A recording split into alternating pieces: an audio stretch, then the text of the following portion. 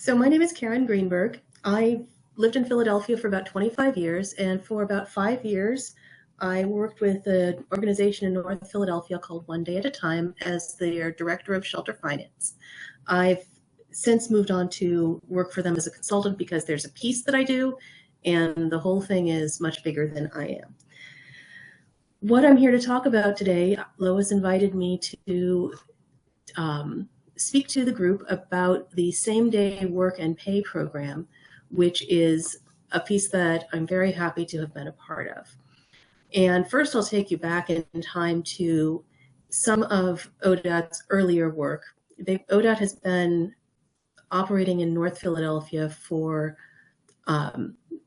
40 years, really, since the early 1980s.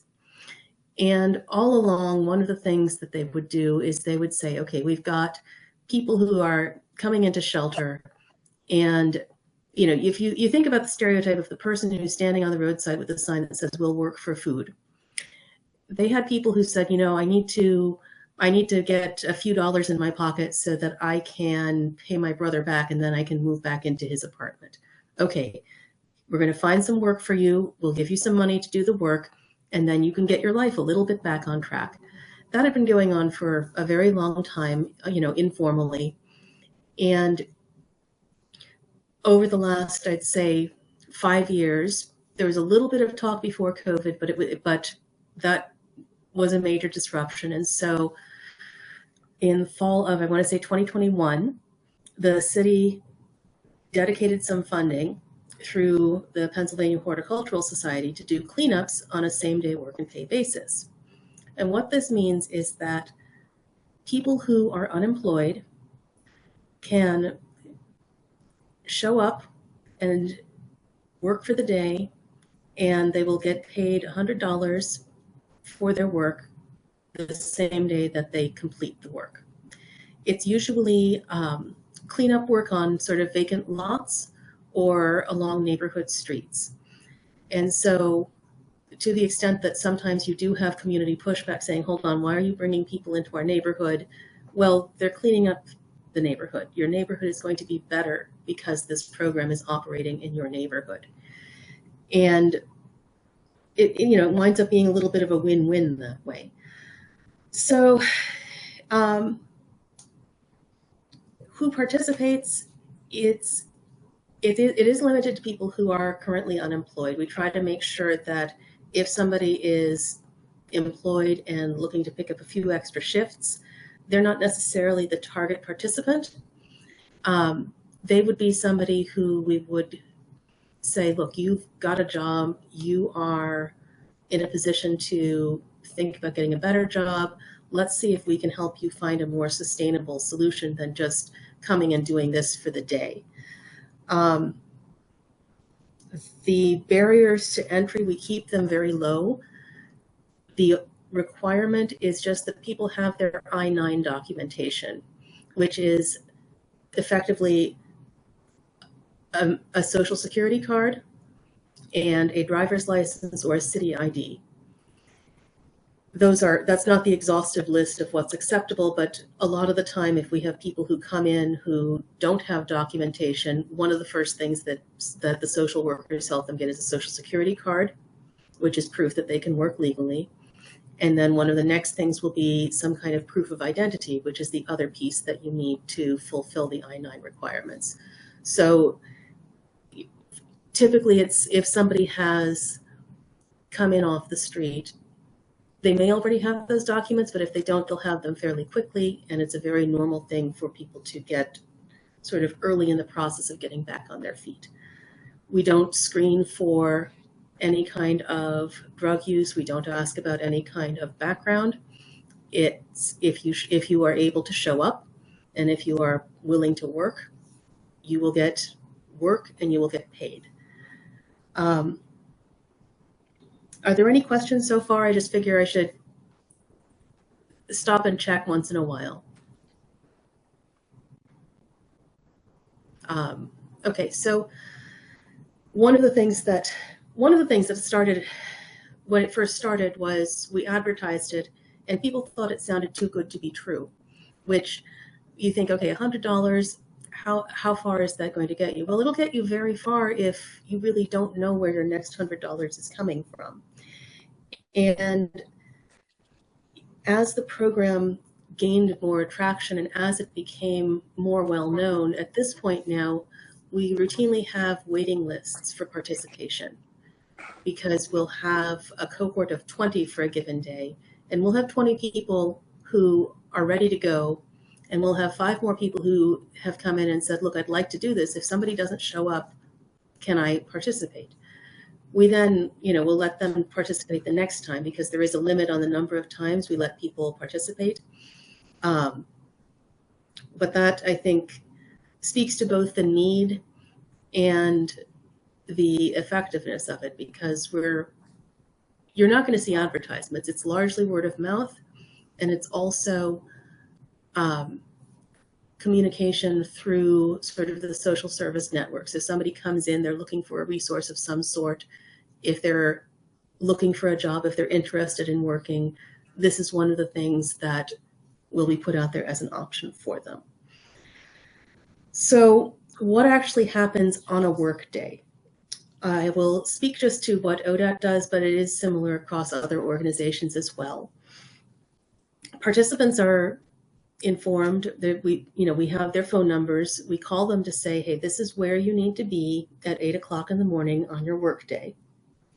When they arrive, if they need supplies, gloves, we will sometimes if it's winter and people don't have jackets, we do try to help them get appropriate outerwear and take care of them that way as well. I think, and that speaks to another avenue where people are brought in because they want the dignity of work. And if there is something else that they are missing, we will try to help them get that as well. John, did you have a question? No. Okay. I try to be conscious of going on and on and on. So as they start the workday, to typically clean up a series of lots or a series of blocks, the supervisory component is provided by a group of people who ODAT refers to as the street team. They are people who 5 days a week will be out there doing cleanup work on a regular schedule. So there are specific areas they go to. Every Monday morning, they're cleaning up these blocks. Every Tuesday, they're cleaning up those blocks. And so they will have a designated time and day where they support same-day pay. And typically, these people on the street team have a similar background to the people who are coming in from same-day pay. So there's an element of mentorship. There's an element of sort of seeing, okay, somebody like me can hold down a job and be successful in this way. The street team also will sometimes hire people who have participated in same-day pay, not because there are so many opportunities that everybody gets one, but you say, okay, somebody's moved on for whatever reason. Here's somebody who showed up for same-day pay, was always on time, was always ready to go, has been asking, how do I get a job? How do I figure out, these are my goals. This is what I'm going to do. You say, okay, you know what? You can come and work over here. And that's part of what we try to implement is not just you showed up, you got some money, you go home, but you show up, you're working, you're talking to some people. If you articulate a hope or a dream or a need or a want, then we can help refer you to services to provide those wants or to help with those needs.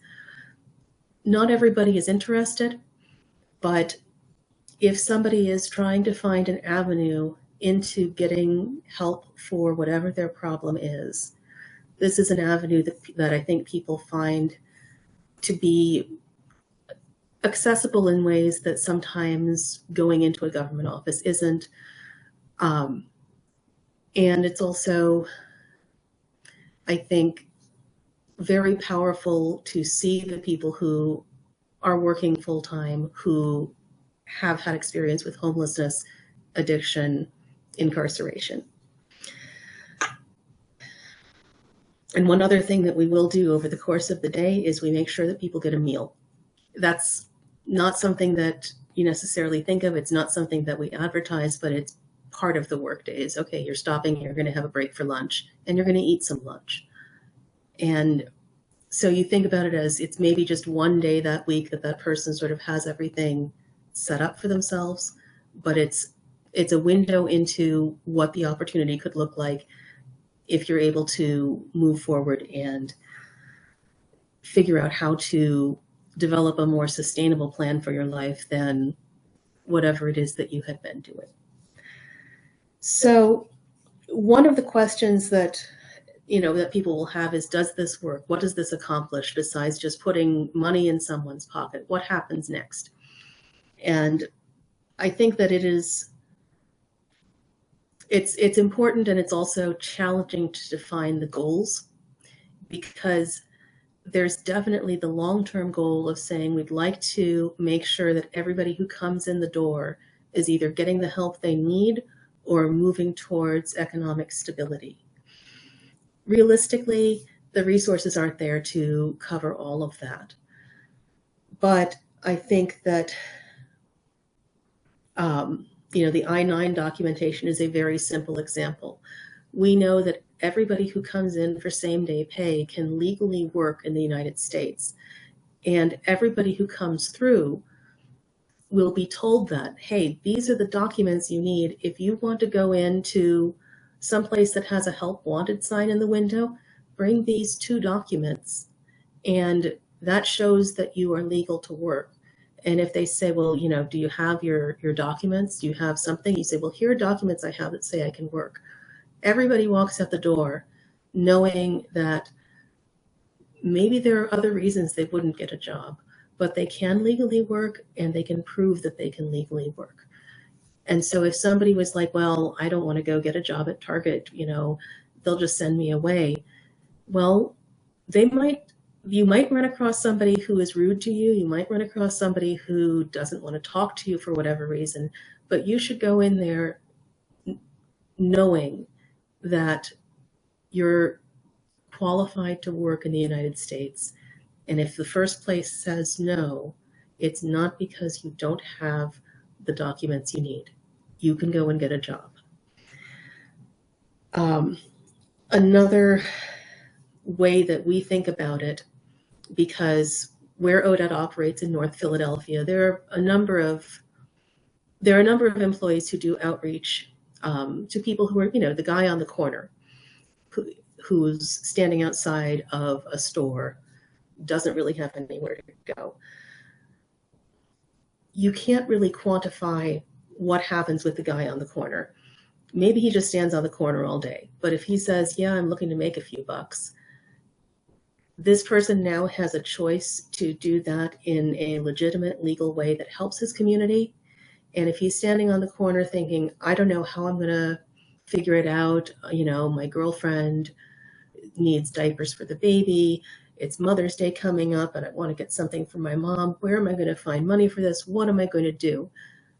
There's a legitimate avenue to do that in a way that doesn't hurt anybody, and do that in a way that doesn't get you in trouble with the authorities.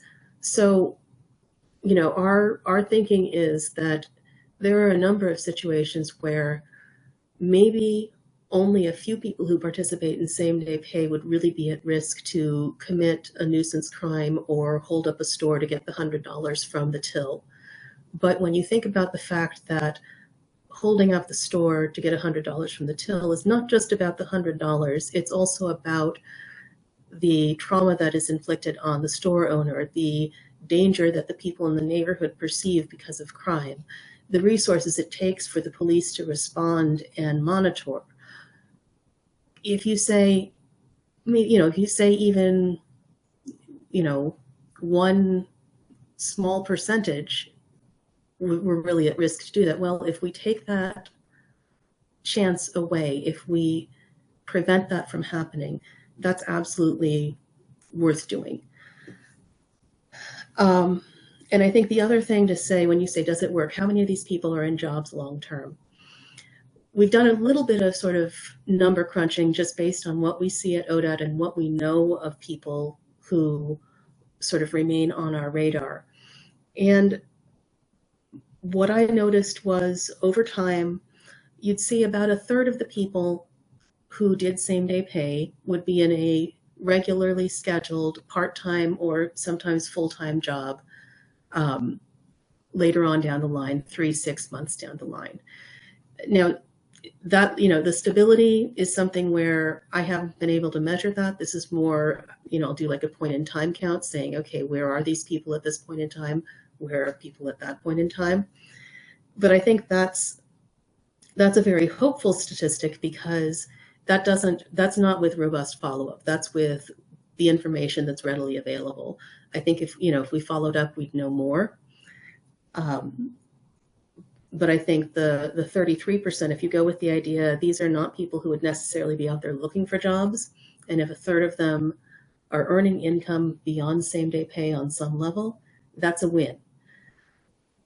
The 33%, I think, is also a good number because when you think about the hurdles people overcome if they're going from homeless on the street to full-time employment, it really isn't very simple.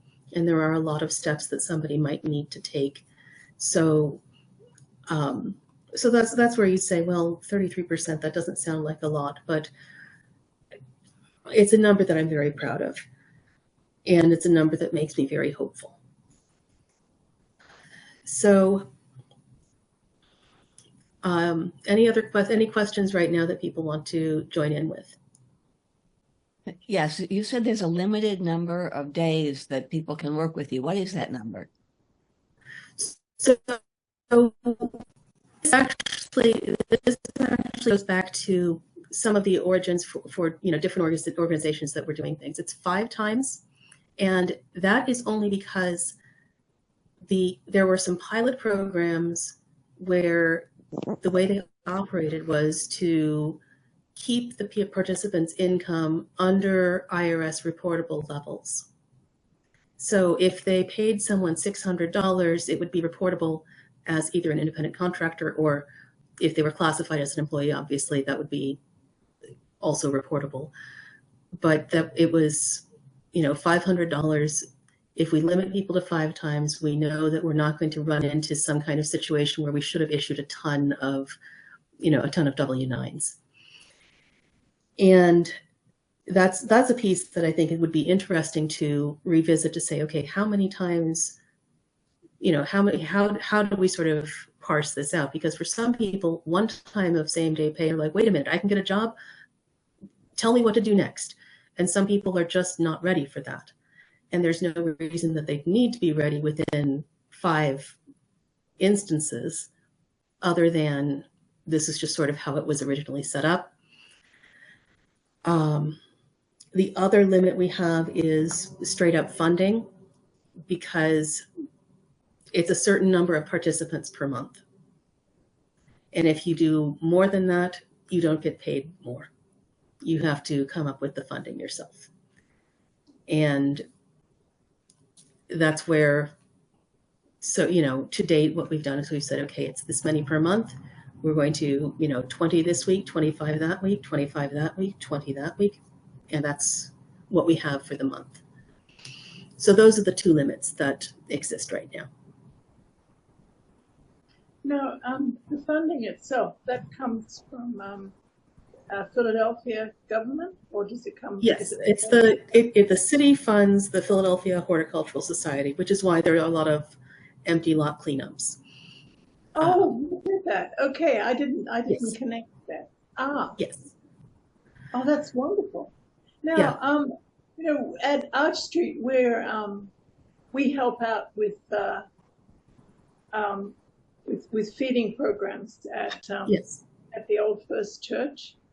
I'm wondering if and they're homeless people. Yes. And I'm wondering because they're always talking about working.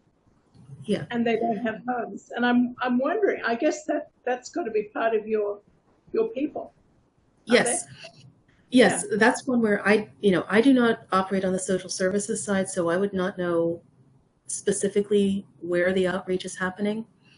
But that's exactly where we would, hand out flyers saying, if you're interested in same day work and pay, you can call this number, you can visit this office. There's a website as well, although I think it's much more typical for somebody to either walk in or phone. So if you have not seen brochures about same day work and pay, that's one where we could potentially do some more outreach. Yeah, they come from various programs. Yeah. I mean, one thing I know about homeless programs is everyone works together. That's Yes. wonderful. Yeah. Yeah. Yeah. The thing that I hear from the client facing people is that sometimes you'll have a person who comes into shelter with one organization and they just don't jive with the case manager, or there's an employee who they, butt heads with, and you say, you know what, you can go to another one. That's okay. And it's not stigmatized at all. It's just, hey, this person isn't getting along with Charlie. Can we, can we try your location instead? And hey, it's Wednesday. You need some food. This is where you can go to get lunch. Yeah. Anything that's going on like that is good news, and there's really a lot of collaboration. Yeah. So Sister Mary Scanlon. yeah, Yeah. Incredible woman. yeah, I know her retirement is going to is really going to sort of leave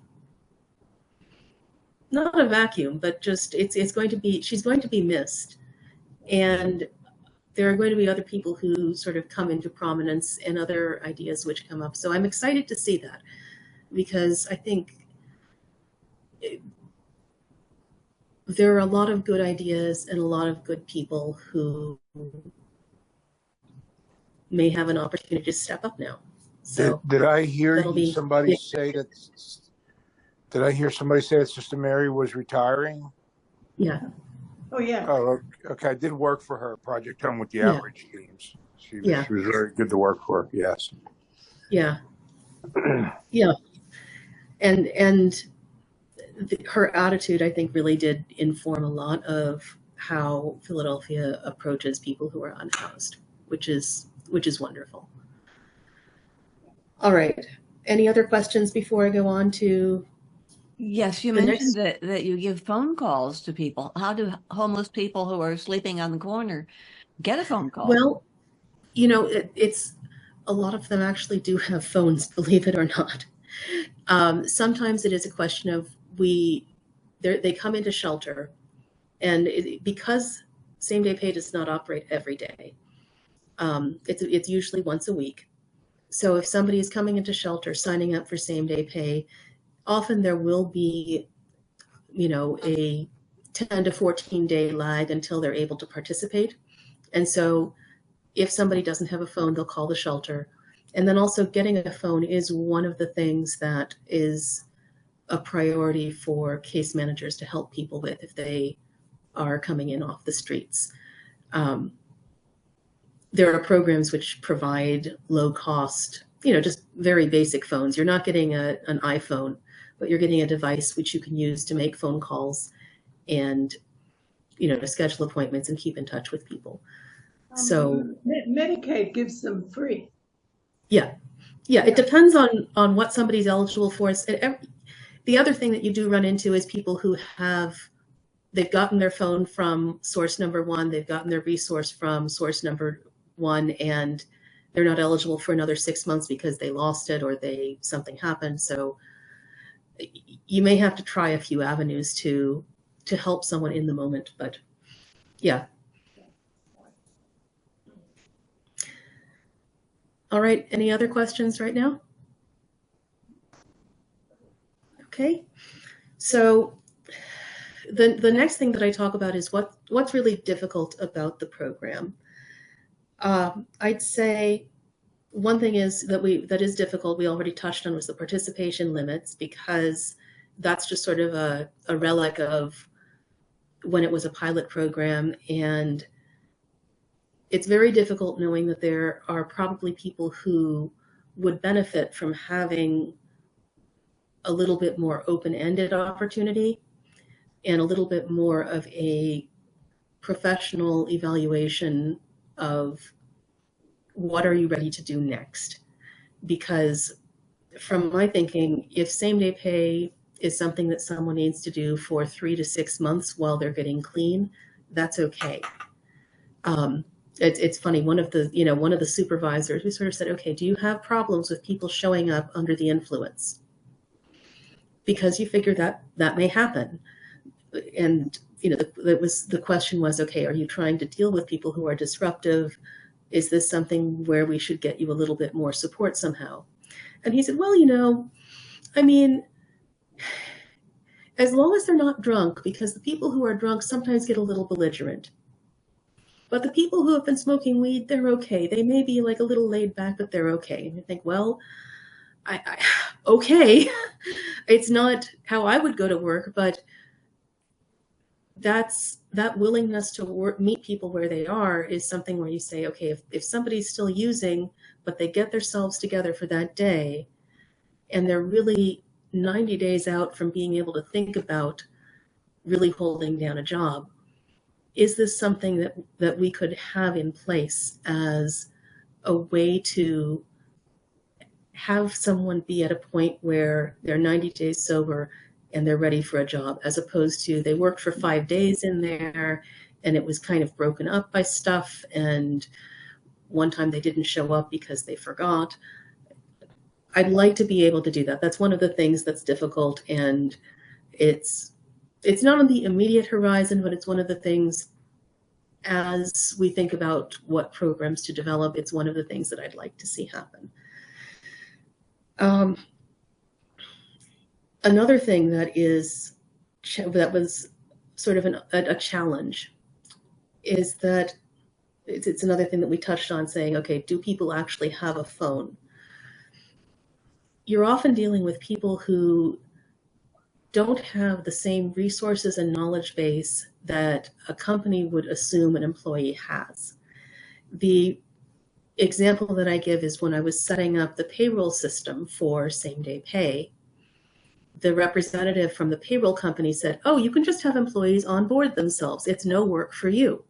Send them an email, they'll enter their name, address, phone number, social, they can even complete their W-4 online. And I thought, yeah, I can do that.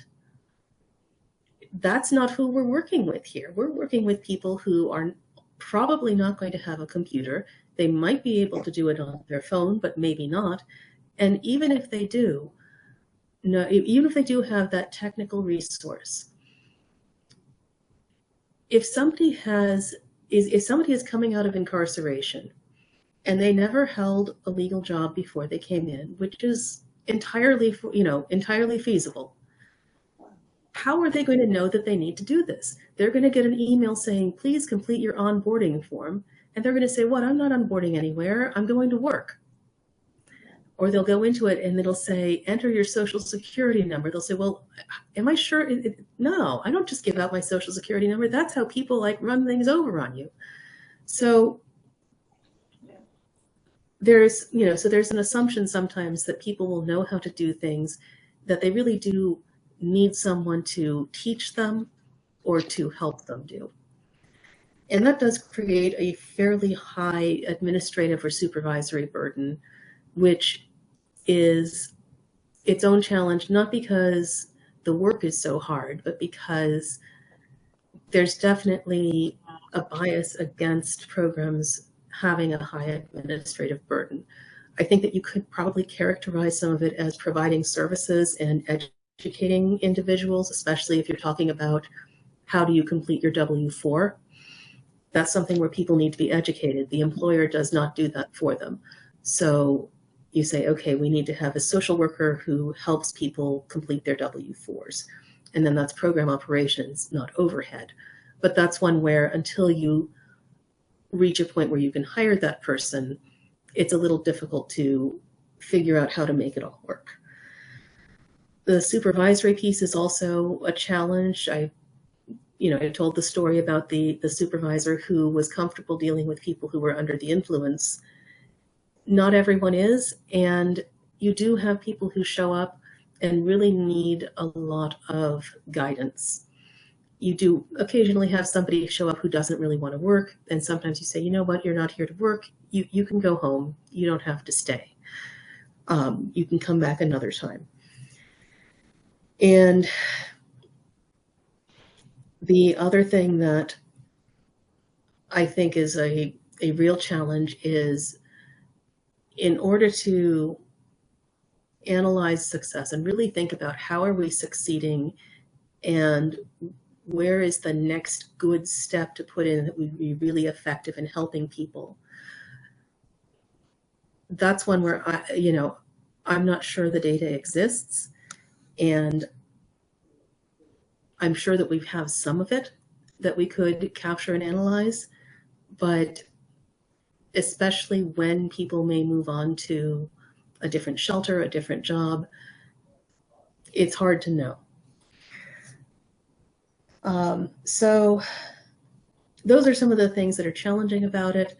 At the same time, it's also, the positive outcomes are really positive.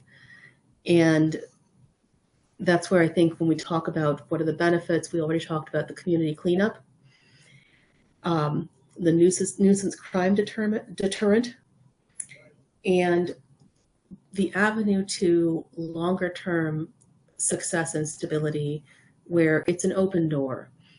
And I think that one of the things that you see is people want to work, and when you give them avenues to find their way to work, and when you have somebody who says, no, you can work, you can get paid, here is your pay, you don't have to wait until next Friday, and you don't have to worry that somebody's going to disappear and cheat you out of your money. You worked, you got paid. That's how it goes, and that's what your future can be. I think that that's something that, coming from a position of privilege, I take for granted. But somebody who has had a harder life than I may not feel confident in that, and so having that happen can really be encouraging. And then, sort of the bigger picture, one of the other big picture things that I think about that I'm hoping to move towards more formally is, you take people who are on same day pay and you say, okay, here are some jobs you can apply to. About once a month, we try to have employers who are willing to hire formerly incarcerated individuals, formerly homeless individuals, come in and say, okay, do you want to fill out an application to work at the supermarket? Do you want to fill out an application to work for this organization over here? Do you want to fill out an organization? Do you want to come work for the street team? We try to have that happen on a regular basis so that people have that avenue. And, you think, what is a success story? Well, focusing only on the cleanup work and the lower skill labor, where you say, okay, somebody doesn't have to do anything besides work. You say, well, somebody could go from same day pay to part-time work for the street team to working for the streets department in the city, helping out with a trash truck. And now all of a sudden, somebody has gone from being on the corner with nothing to having a job with benefits, with a union, with a wage that's a living wage. And that's a real success. And that's the kind of thing that I'm very happy to see that we are able to do sometimes. That's something where you try to see that in every person who comes in the door, even though you know that every single person may not be ready for it. You believe that every person has that potential. So, other questions, reflections? When did it start? So the city funding, it started, I want to say, the fall of 2021. Okay, so Yeah. you've got three years. 3 is Right. okay. It's yeah. And it's going to continue? Yes, it's going to continue. I think whenever there's turnover politically, you figure there may be changes in funding.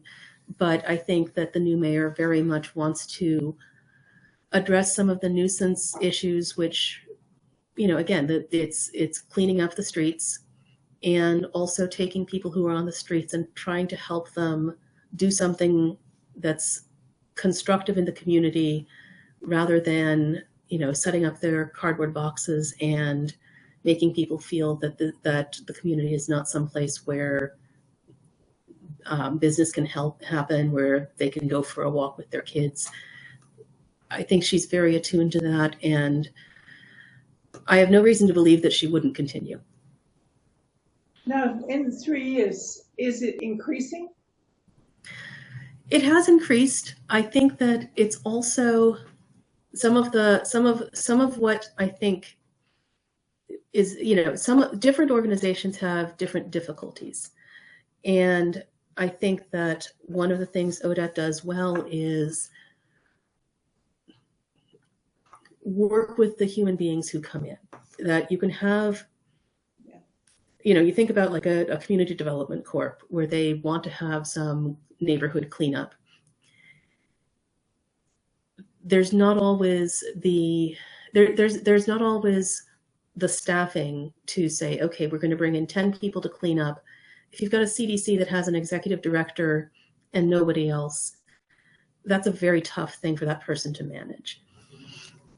So I think that there's some shifts, but I don't think that funding is going to go away, and I would expect it to go up, if anything, in part because some of what the city was doing 5 years ago was some initial efforts to engage with people who were up on Kensington Avenue and say, hey, can you come and do some work? And that was sort of the genesis of the $500, that whoever was figuring that out within the mechanism of city government said, okay, you know what, I can move $500 at a time, and I won't, and I can make that happen and help a few people and change things a little bit at a time. So that was sort of the sort of first city efforts. And I'm sure that's hidden in some line item somewhere that nobody knows where to find. But it was, that was one where the woman who was sort of working with that said, wait a minute, you guys are interested in doing this too? And I said, yeah, that's, we've got, 50 people in this building over here who have no home and who are trying to figure out what to do with their lives. And so if we can say, hands up, who wants to do something today? Who wants to earn some money? That's a good thing. They're active. They're thinking about what they want to do. And that's so much better than just sitting around watching TV or feeling, like their life is a mess. So. That's great. Yeah. How did you get into this? I mean, you sort of said something that I didn't understand how at all. Oh, sure.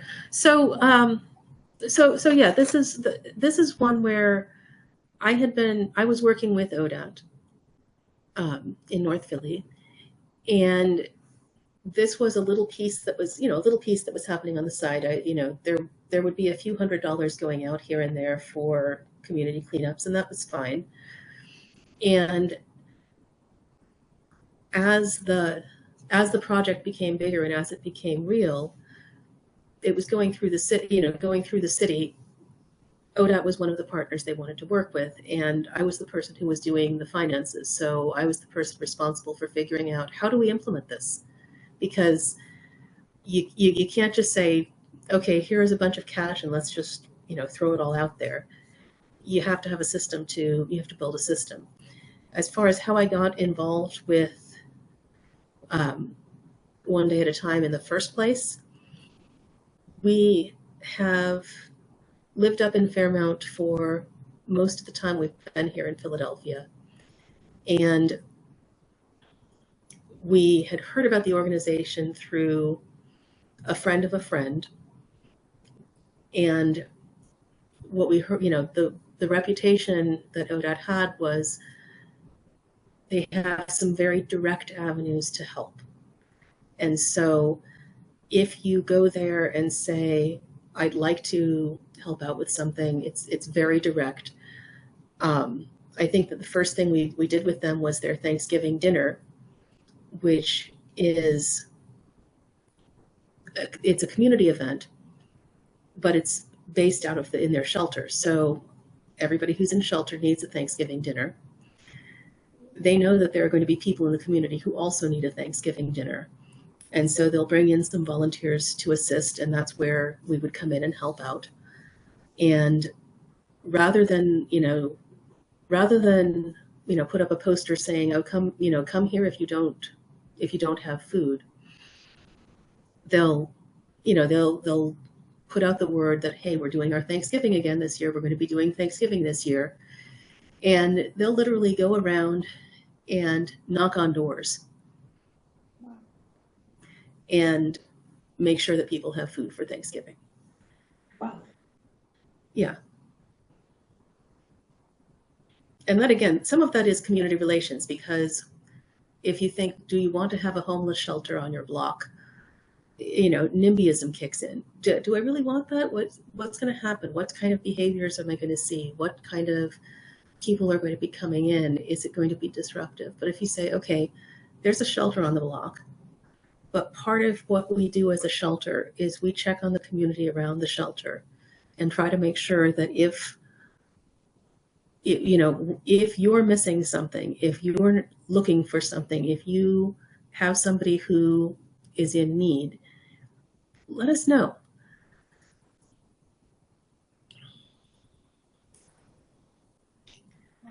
So,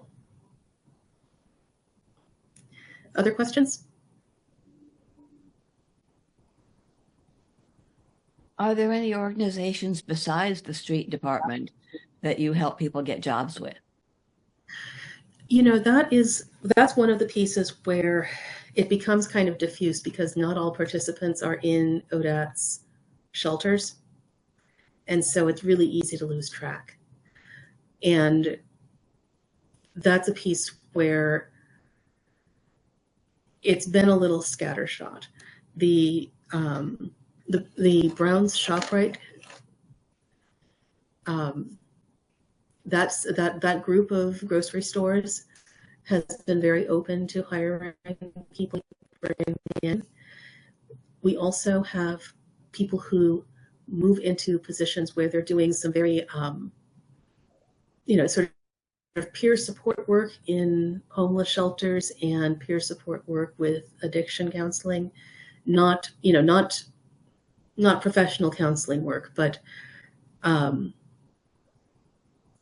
somebody who will be there to sort of help watch the site. So think along the lines of somebody who is in the reception area.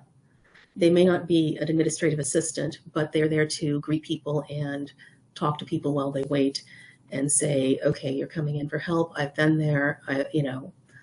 It's okay. You have to wait a little bit to see this person, but it's worth it. Tell me your story. Tell me what's going on.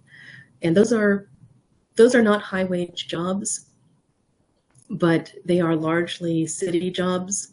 And the city has the minimum wage for the city is now $15.71.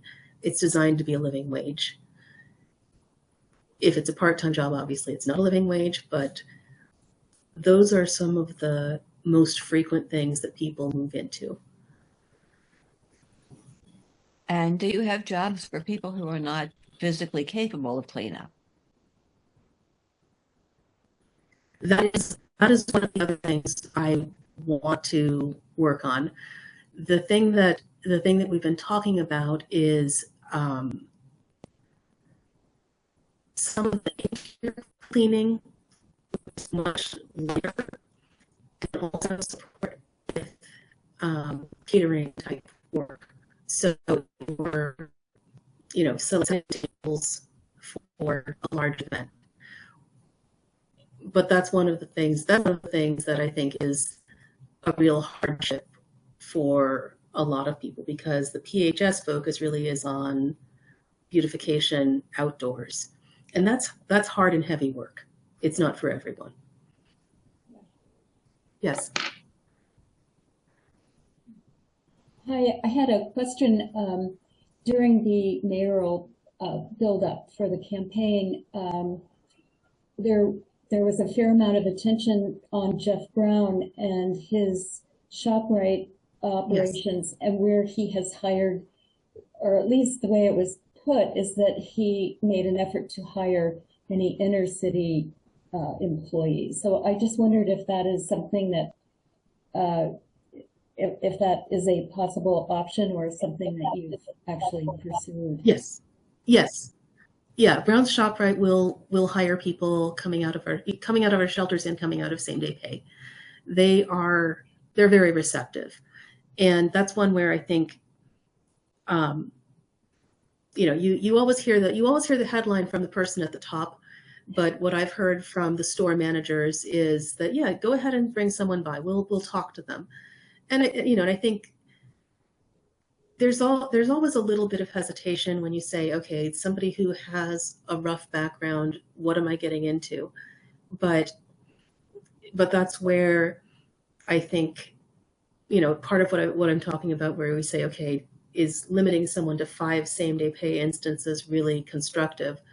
There will be some people who need 10 before you can say, why don't you go see if you can get an interview at the grocery store? Others, it'll be 1 or 2 times, go get your interview at the grocery store.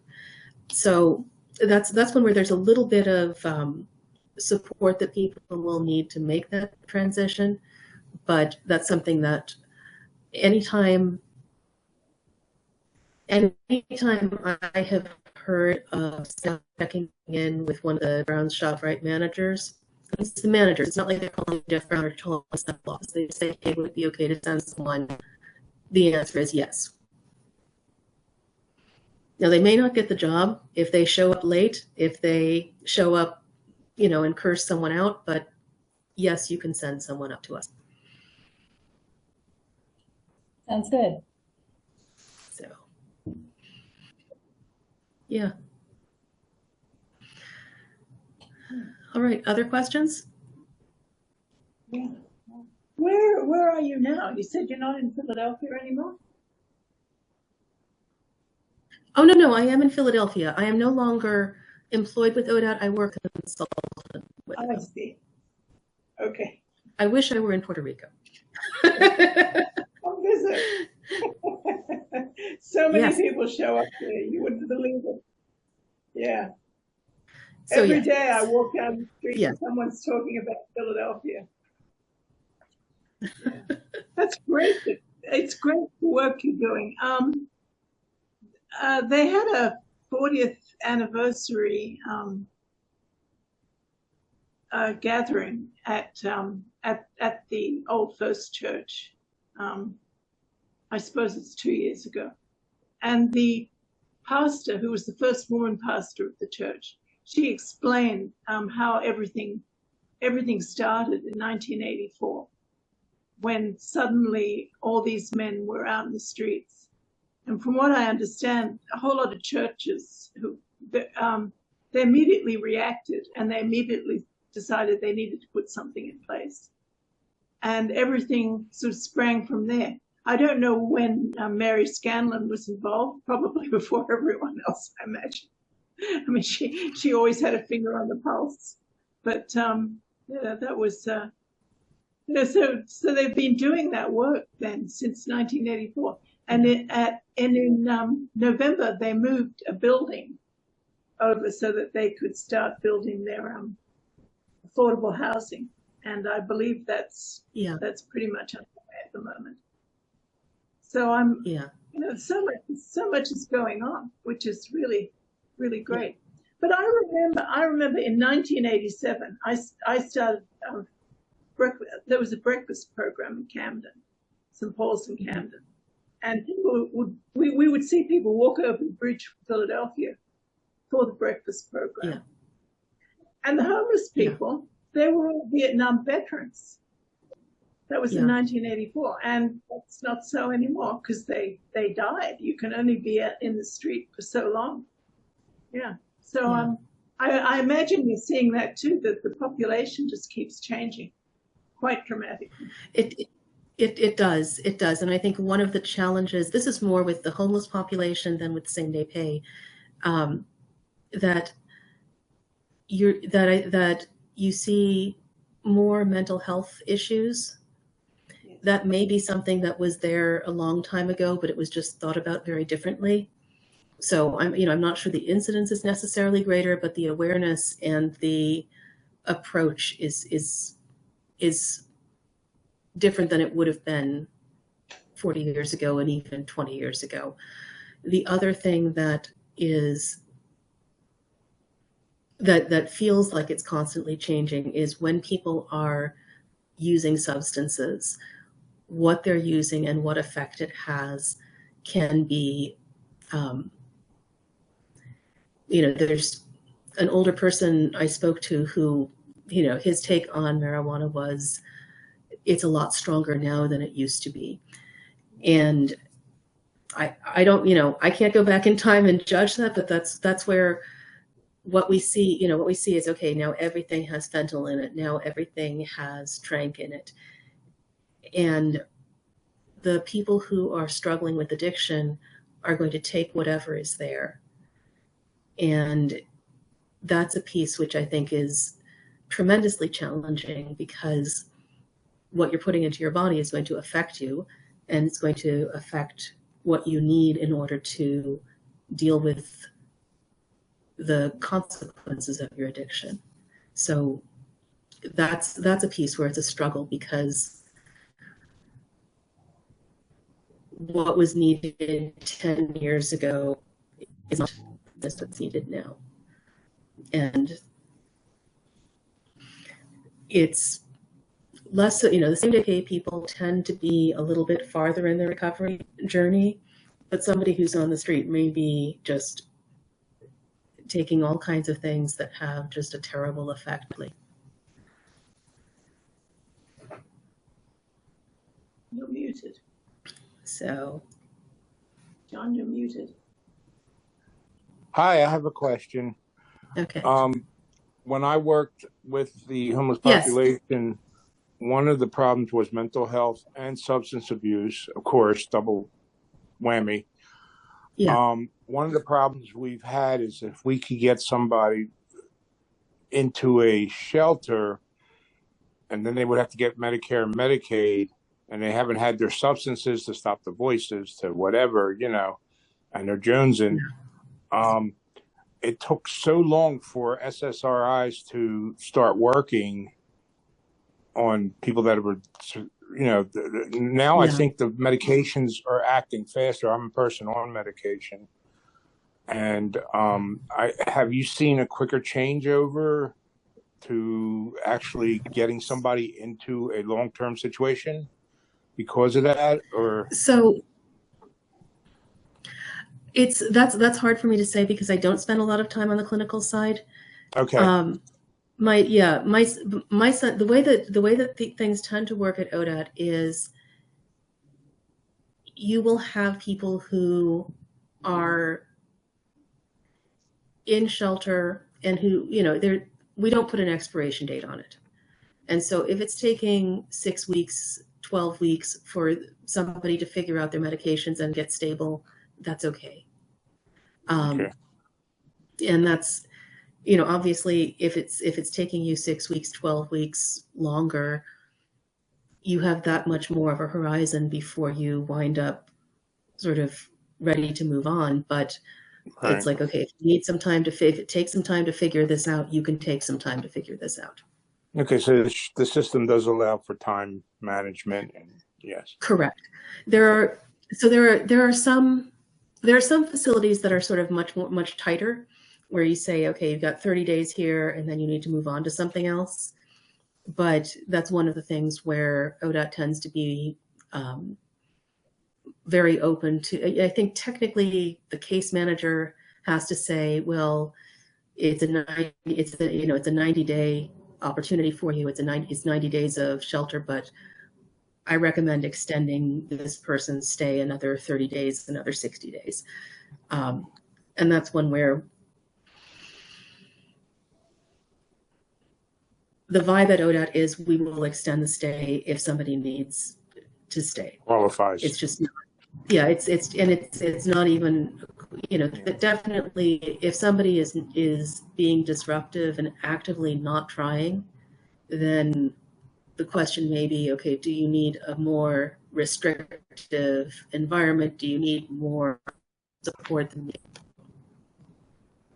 Okay. Thank you. Yeah, no problem. Great. So I'd just like to end by thanking you all for being interested in this. I think, you know, there's one activity that ODOT did, which I would love for them to be able to share with more people, where they had people, they had staff, including people who had been homeless, acting out little skits showing this is what it takes for somebody to come into shelter and start figuring out their life and know what to do next.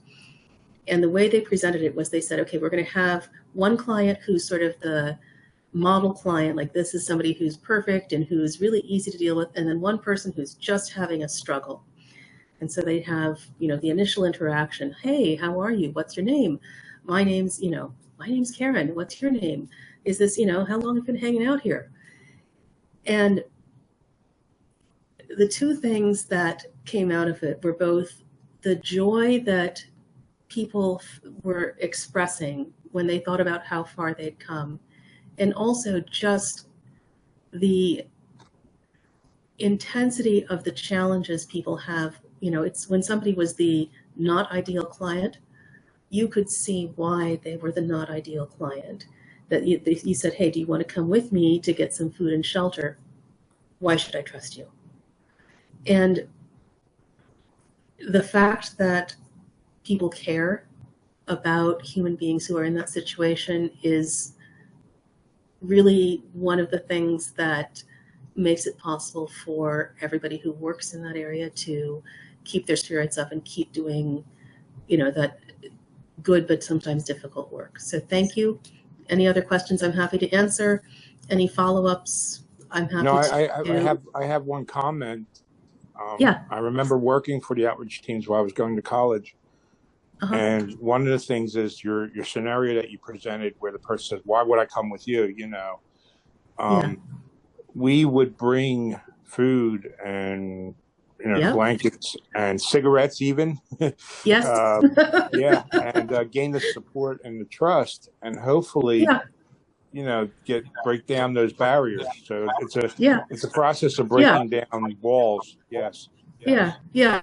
No, absolutely. That's the thing. They had the one person who's like, dang, I don't know how I got here and I just need to get out of here as fast as I can. I'll go with you. And then the person who said, why should I go with you? You know, next week we're coming back and we're bringing a sandwich. Next week we're coming back and we're asking, you know, do you need a coat? And she says, yeah, you know what? Give me, you know, I know you're for the sandwich. You have this. I'll trust you now.